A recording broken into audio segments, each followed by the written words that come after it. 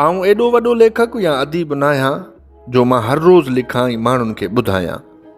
हिन नफ़्सा नफ़्सी जे दौर में जिते भाउ जो कोन्हे उते भला केरु कंहिंजो कीअं थींदो।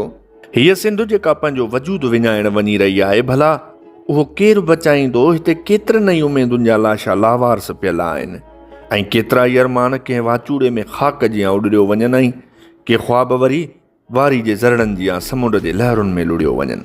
हिते हर रोज़ करबला, जिते हर रोज़ कारोकारी वारो रवाजु आम थींदो पियो वञे। भला वाक़ई ही रस्मूं सिंध जूं आहिनि या असां परायूं रस्मूं पाण हाणे दुनिया अॻियां उहो ॿुधाइण था चाहियूं त असां में ग़ैरत आहे। जेकॾहिं उहा वाक़ई बि ग़ैरत आहे त भला हर रोज़ सिंध खे वखर जियां विकिरो करण बि ग़ैरत आहे।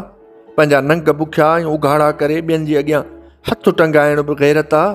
पंहिंजी धरती, पंहिंजा वसीला कंहिंखे इनाम तौरु ॾियण बि ग़ैरत आहे। जेकॾहिं उहा ग़ैरत हुजे हा त म्याणी जी जंग न लॻे हा, न वरी को ॾाहर या दो शहीद थिए हा, न शाह इनायत जो सिर कलम थिए हा, न वरी बिलावल घाणे में पीड़िजे हा। पर चवंदा आहिनि त ग़ैरत हर कंहिंखे रास किथे थी अचे। ही माण्हू भले हींअर बुख बदहाली जी ज़िंदगी गुज़ारीनि, पर यादि रखिजो तारीख़ जॾहिं बि कर मोड़ींदी आहे त सभु कुझु हिकु लम्हे में लुड़ियो वञे। फिरौन केॾो बि ताक़तवर छो न हुजे, पर ख़ुदा जी लठ बेआवाज़ हूंदी आहे ऐं उहा जॾहिं लॻंदी आहे त तख़्त बि ऊंधा करे छॾींदी आहे। अव्हां त उन जे अॻियां कुझु बि न आहियो।